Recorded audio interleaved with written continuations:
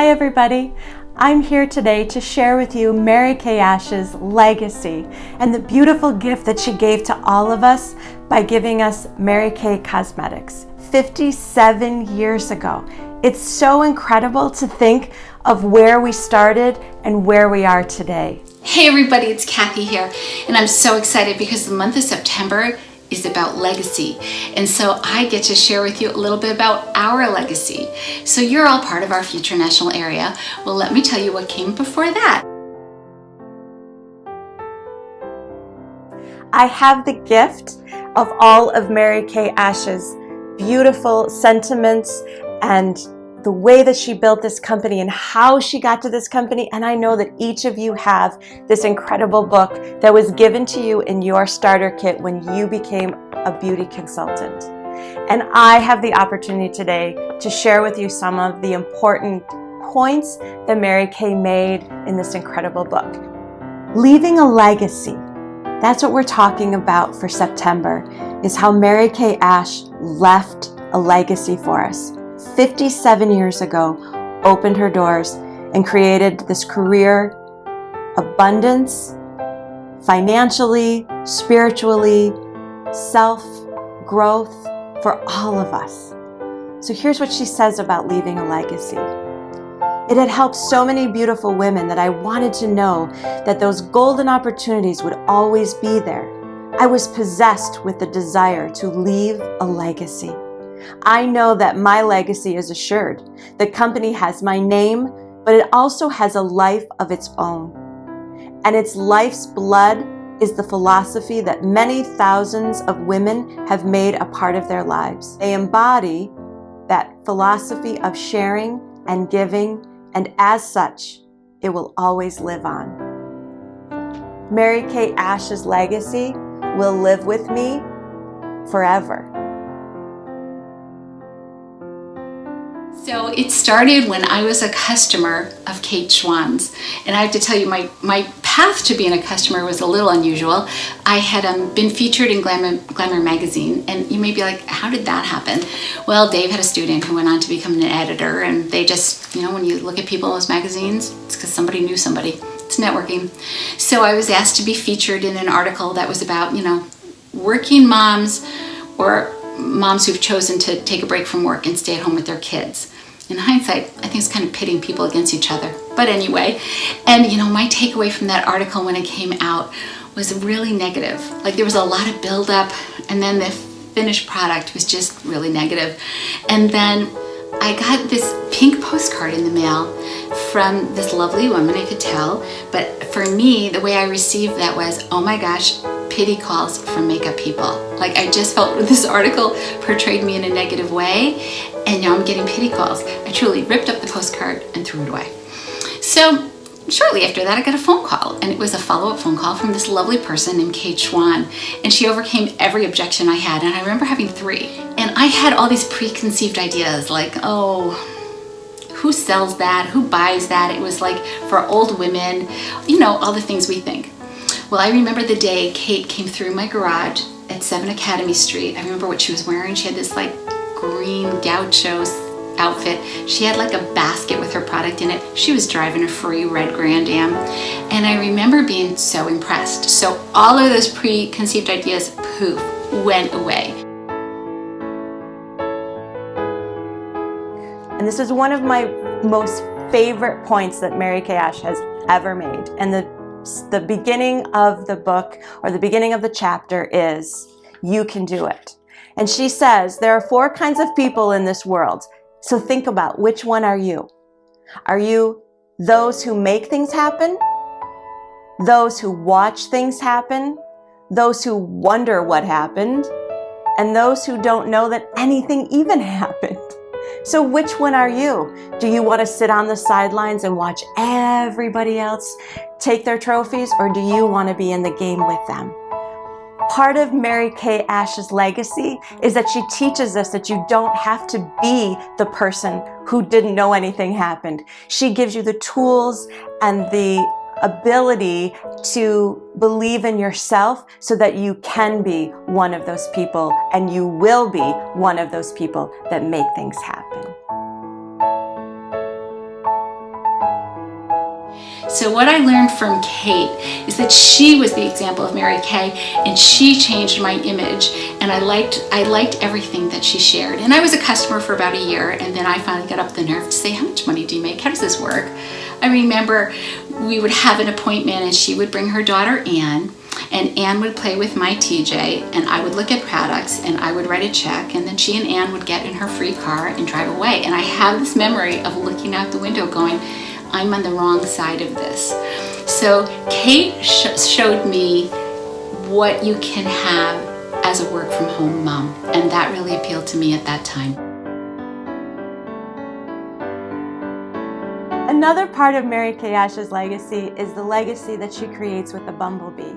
The bumblebee represents our Queen's Court of sharing, but it also represents the gift that you give in sharing this incredible business with others. And that's what Mary Kay Ash always asked us to do, was to share what we love to do and to share it with others. But I want to read you a little bit about what the bumblebee represents. The bumblebee represents all women.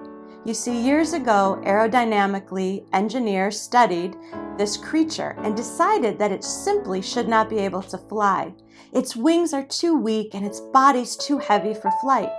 Everything seems to tell the bumblebee, you'll never get off the ground. But Mary Kay says, but I like to think that maybe, just maybe, our divine creator whispered, you can do it. So it did. Then enter Deb Robina. Now Deb, I had gone to a Red Jacket event. It was a big deal. It was in Cortland at the Holiday Inn. I lived in Marathon. Cortland, so many of you know, is probably like 7 miles away or maybe 12. So it was a big deal. It was like a Saturday. It was in the ballroom and it was a guest event, you know, leading everyone through makeovers. And we had this woman who drove a Cadillac, and she was here from New Jersey, and she was the featured guest speaker. And it was this woman named Deb Robina. I remember she had a bracelet that said in diamonds $1 million. So it was this kind of bar pin, but it was a bracelet. And in her, I was a consultant, but I was a hobby consultant. And in Deb's speech, she shared about a top director's trip. And I remember it was a trip just to New York City, although they have trips all around the world. But this trip she was sharing was a trip to New York City, but it wasn't a trip that probably you or I would take. I mean, I just remember her describing the bathroom of this hotel and the treatment they had. Like, the bathroom was giant and gorgeous, and it was like a room, and she painted the picture of this trip and how you never even have to touch the luggage, and Mary Kay takes care of everything for you. And then she talked about other trips around the world. And so from Deb, I really saw big picture, something I didn't know existed. And then later on, I remember reading an article, and it was in Glamour. That wasn't Glamour. I read an article, it was Forbes. It was Forbes. And it was about Mary Kay, and that we are the masters of praise to success. And who did they interview and who did they feature? But Deb Robina. And I remember being like, this is the woman I met. Like, wow. And they talked about that bracelet. They talked about how she had a bar pin and made it into a bracelet because she had so many bar pins and she'd rather have it as a bracelet, and that it said $1 million and it was made in diamonds. I mean, they talked about Deb Robina, this woman I knew, in this magazine. Blew my mind. I remember when David Letterman had direct selling people from all around featured on one of his shows, and Mary Kay had Deb Robina go and represent our company on the David Letterman show. And I remember he kind of mocked everybody else, but he had a level of respect for Deb. And at the end of the show, they drove away in the pink Cadillac together. It was so fun. So Deb showed me big picture. And then on to Karen Pirro. Karen Pirro, our national, my forever national. Karen shared a different level of success on this career path, and just grace and elegance. Karen would have events at seminar that were more exciting, I remember the Karen Piro night. We'd have about 500 of your closest friends, and on stage recognition, and everyone was dressed in cocktail dresses or gowns. And oh my goodness, it was my favorite night of the seminar year. I remember her director day. She just set the bar of excellence, and the directors in our national area were really second to none.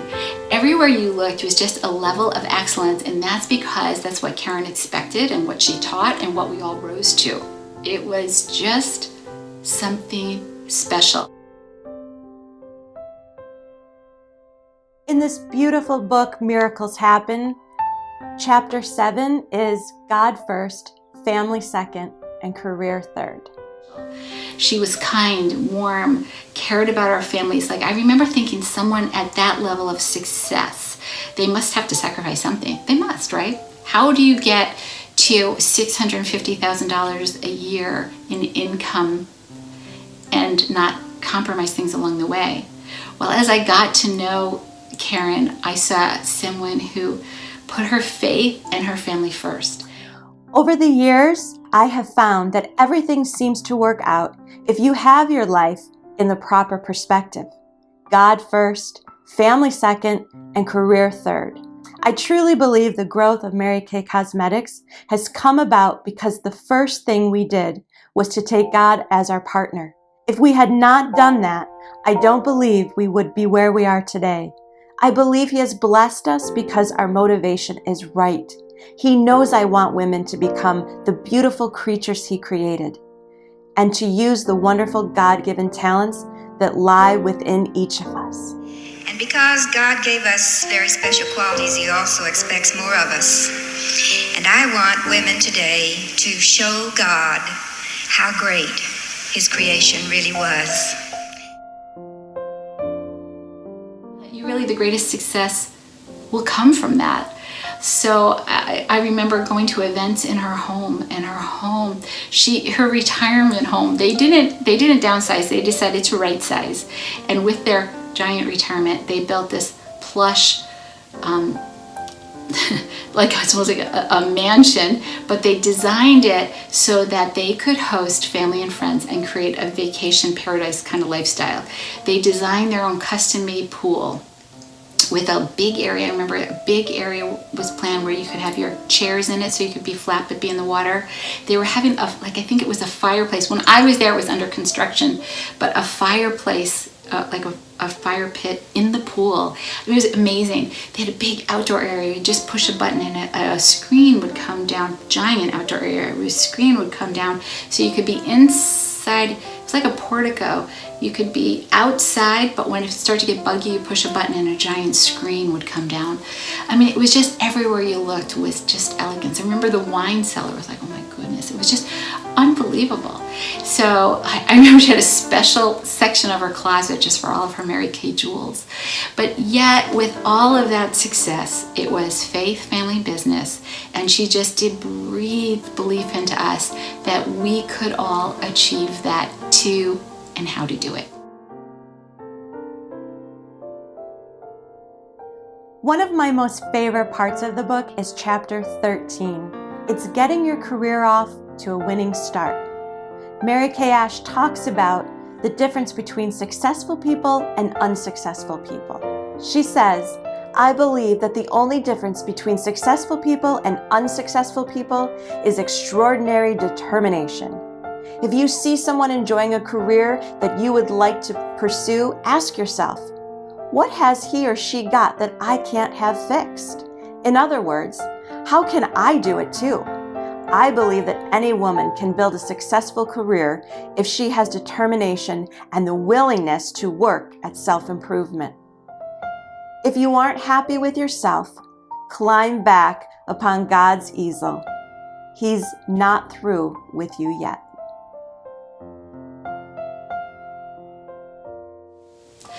So it's just my absolute pleasure to talk about our lineage. And then from Karen, it goes to our path goes to Arlene Lenars, who is just one of the most famous nationals of all Mary Kay time. And all of these women I've mentioned were all trained by Mary Kay Ash. So Mary Kay Ash, some other directors you wouldn't remember the names of, other fantastic nationals, but directly to Arlene Lenars, to Karen Pirro, to Deborah Obina, to Kate Schwann. And then it's our joy and our journey, our calling to pass that on to you. So take great pride in knowing that you're part of a great legacy. And we want to share that with as many people who need that right now. With the trying times we're in, there are women dreaming of what we have. I kind of think we're so spoiled. We have all these with this support and encouragement and the best ideas for books and inspiration, motivation, a way to make extra money. We need to pass that on because we have the legacy and we know how to share that. Mary Kay Ash left me a legacy that I could be whoever I wanted to be and create a dream for myself and my family. Thank you, Mary Kay, for your love, your guidance, and this beautiful, incredible opportunity. I am honored to be a part of this legacy and grow with all of you. And so I say to you something I found that I think is so beautiful. Do not follow where the path may lead. Go instead where there is no path and leave a trail. You can do it. May God bless you very richly.